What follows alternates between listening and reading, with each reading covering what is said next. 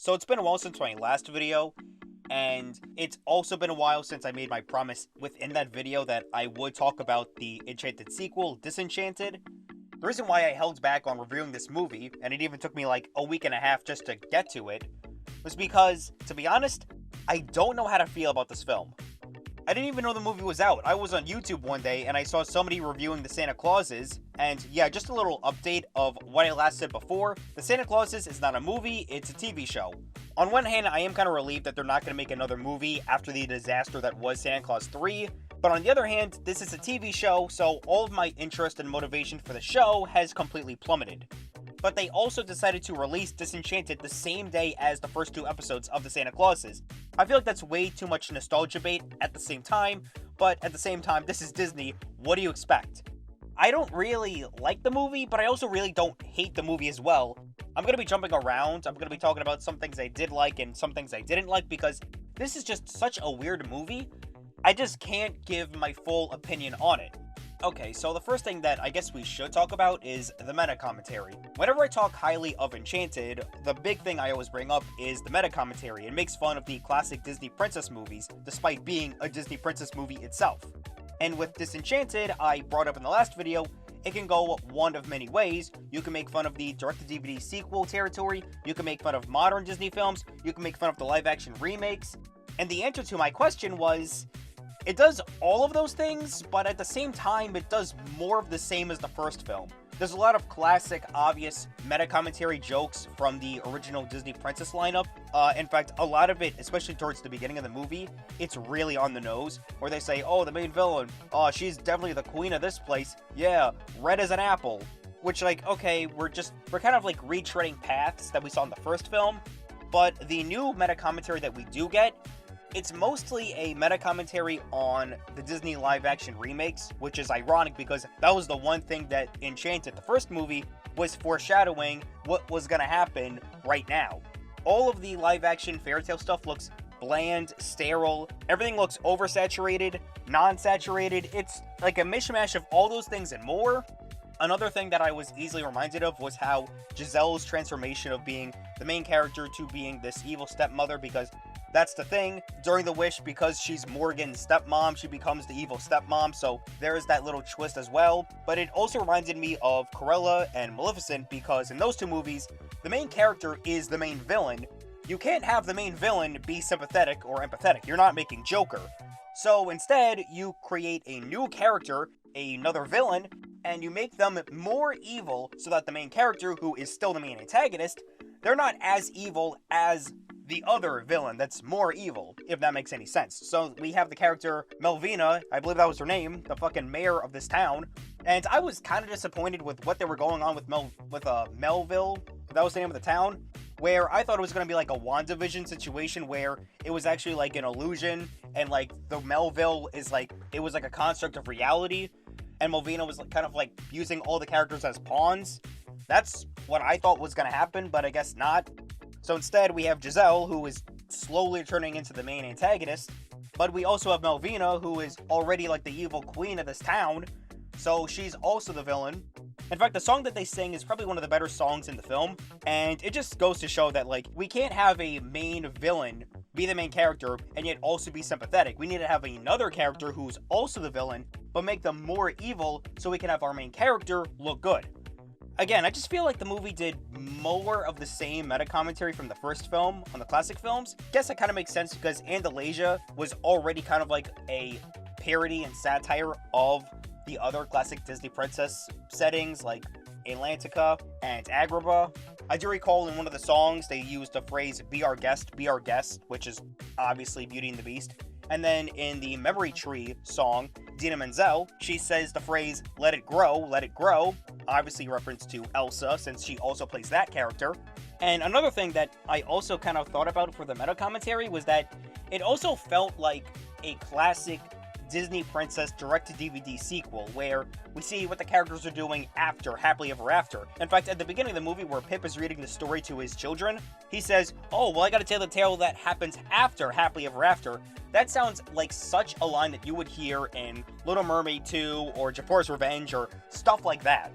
And I do wonder, if it was done intentional or not, because with modern Disney these days, I don't know if they're being intentional or they're just accidentally making all of these meta commentary jokes. I can't really tell, because with 2007 Disney, it's obvious that they're making fun of themselves. But with films like Ralph Breaks the Internet and even now with Disenchanted, I can't tell if they're being honest or not. And even like the main plot of the movie, it feels like one of those direct-to-DVD sequels. I guess the biggest parallel would probably be Cinderella 3, where Lady Tremaine has Fairy Godmother's wand and she warps reality to fit her narrative. And that's probably the same thing because Giselle is also the stepmother, making things go her way. There is that reference, and speaking of Cinderella, there is, no joke, a shot during the Memory Tree song where Morgan's dress gets like repaired, and it's the exact animation frames when Cinderella gets her new dress in the movie. I'm not gonna call bullshit because this is classic Disney shit where they would retrace older animation in newer films. The biggest example being Snow White and the dance scene being reused for Robin Hood and I believe Sleeping Beauty.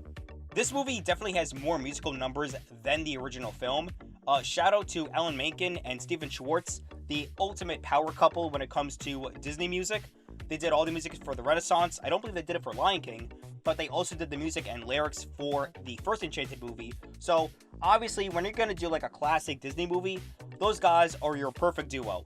And the music here isn't really that terrible. It's just that it's way too much because the first movie had That's How You Know, True Love's Kiss, and Ever After, which was the Carrie Underwood single. Here we have even more Enchanted. We have the Wish song, we have the Town song, we have another Town song, we have the Wand song, we have the Memory Tree song, 2 versions with Morgan and then with Nancy, and then we have the encore of Even More Enchanted. So we have 7 different songs in this one movie, and I could be missing one. Oh no, I lied. I definitely lied. We have the villain song, the duo villain song, which is definitely one of the better songs in the movie. So we have 8 different songs in this one movie compared to the 3 songs. It's like 2.5 if you count True Love's Kiss as not a full song from the first Enchanted film. They really doubled down with the musical numbers in this movie, but I feel like the reason why is because Andalasia, again, it's a parody of the classic Disney movies, so there's a lot more musical numbers than in reality. So I guess it does fit the bill, probably. Another thing that I also noticed was that, like, the movie really focuses on Morgan, which is fine because, like, Morgan, she's a lot older, she's in that rebellious teenage phase, and Giselle is trying to understand her and cope, but it doesn't really go that well. And then, of course, at the end of the movie, they understand one another, and Morgan, like, redoes everything. I was honestly kind of disappointed that they didn't do anything with the new child, Sophia. Again, she's a baby, and there's a obvious reference to the 3 gardeners that are dressed up as the 3 fairies that Aurora has in Sleeping Beauty. I mean, that's a obvious on-the-nose reference. Even when they go to the dress shop, there's like a Belle outfit, a Ariel outfit, like it's really on the nose and obvious. But like, if you're not as crazy as me, then like you're not really gonna care. But they could have done something with baby Sophia because the wand belongs to her. She's the true daughter of Andalasia, and Morgan is, you know, the stepdaughter. She doesn't really exist there, but I guess if Giselle, a true daughter of Andalasia, says that she is a true daughter, then I guess, then maybe, who knows, maybe she is a true daughter, and I don't know, I'm not the one to judge that. No mentions of Nerissa. I mean, I get that obviously at the end of the first movie, Nerissa's dead, but like, really? No connections or like parallels to the character? I'm not asking for a full-on Michael B. Jordan Killmonger cameo a la Wakanda Forever. Spoiler alert, I'm sorry about that.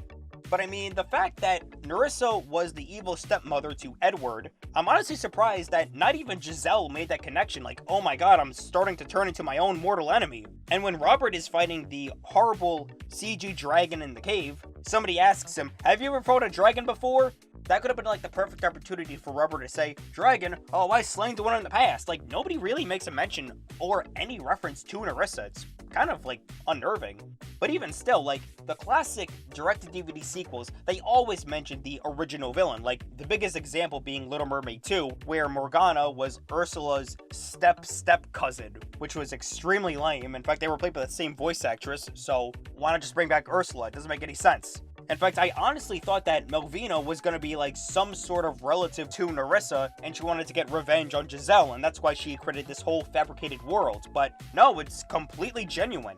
And speaking of which, When Giselle made the wish, everybody's mentality changed into a, stereotypical classic town person from a princess movie. Except for Melvina. Like, Melvina is, like, fully aware that Giselle has this wand and she wants it. Like, does she actually, like, remember who she was in the past? And it's the same thing with Morgan. Like, Morgan has this whole town number, and then when Giselle is telling her, you gotta go to Andalasia for me, like, Morgan, like, snaps back to her normal self.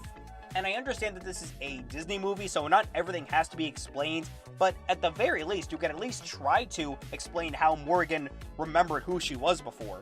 And then there's the computer animation. I saw a tweet somewhere saying that this movie feels like it has 20% of the first movie's budget, and I fully believe that, because even though the set design looks fine, the costume design looks fine, in fact the costume design looks pretty decent, the CG is just terrible. Now, obviously Pip is gonna look pretty good, both in his squirrel and cat form, that's fine, but there's a scene where Robert goes to, like, a cave, and supposedly there's a dragon in there. You never see a dragon, you only see fire coming out of the cave. It's not even, like, a fully detailed dragon, it's just, like, the head and the neck. You can't even see it, it's, like, pitch black. It's really hard to see the fucking dragon. And it doesn't even matter anyway, because as soon as you see it, one of the little kids throws a boulder at the cave, and it's completely blocked in.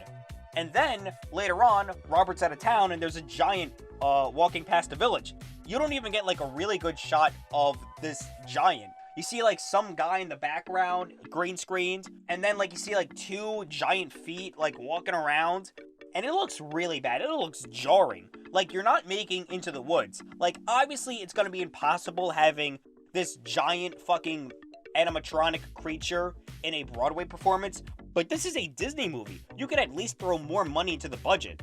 And you know what? They could have really used that budget when working on the 2D animation. And we have to talk about this 2D animation, because it is, honest to God, terrible. Like, it is bad.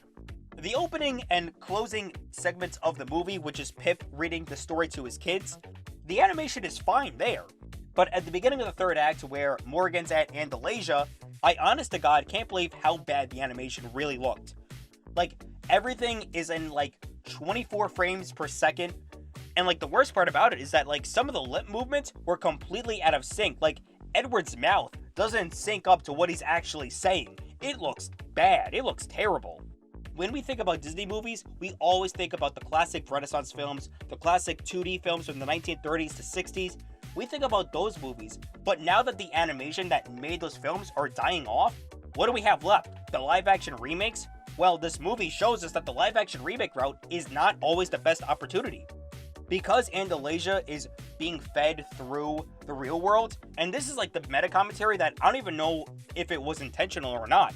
I don't know, because Andalasia is like dying because all of the fantasy elements are being transferred from Andalasia to the real world. So I wonder if this is like a meta commentary that 2D animation is dying when transitioning into the live-action remakes. That is a extremely bold and smart choice, but again, I don't know if it was done intentional. I feel like 2D animation is dying. Between this and Space Jam: A New Legacy, 15 years after the first movie, the animation should get better, not worse. And I feel like Disney is constantly over-relying on 3D animation, to the point where the newest Disney movie, Strange Worlds, it doesn't even look like a Disney movie, it looks like a Pixar movie, right down to the button noses the characters have. If you know the nose I'm talking about, you know. Because think about it, what was the last 2D animated Disney movie that came out in theaters? Winnie the Pooh in 2011, which didn't even count because that movie didn't even crack 50 minutes. So I guess like the last theatrical Disney movie in 2D was Princess and the Frog in 2009, 13 years ago.